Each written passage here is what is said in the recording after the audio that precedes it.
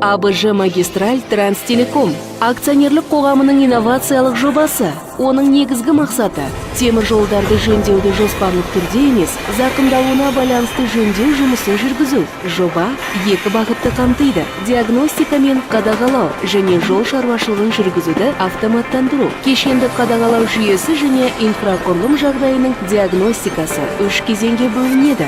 Біріншісі арнайы вагон, мобильді диагностикалық кешені. Арнайы вагон рельстің ақауын табатын, темір жол геометриялық жағдайын өлшеп көрсететін құралдары және қосымша бейнебақылау жүйесімен жабдықталған.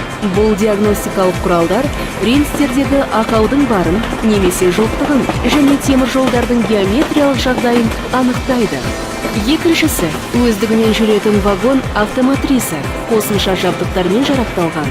Ол 3D сканер, георадар. Бұл жер төсемінің және балластың жағдайын сараптауға мүмкіндік береді. Үшіншісі рельстердің ақауын табатын алынбалы құралдар рельстерге тиісті деректерді жинайды. Ол жұмыс барысында мобильді диагностикалық кешеніндегідей дыбыс әдісін қолданады. Жаңғырық, айналы және айналы көлеңкелі әдістер.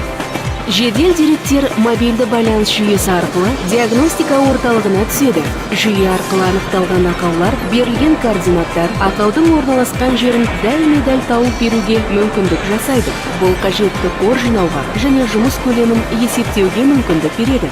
Одан бөлек жол бойында ритерлік желісін орналастырып, оны іске қосып, жолдың сандық моделі құрастырылған. Жолдың техникалық жағдайы бойынша жинақталған деректердің жиынтығы жөндеу жұмыстарын жоспарлау және басқаруға мүмкіндік береді. Торы жүйесі деп аталатын бағдарламалық қызметпен өндіріледі.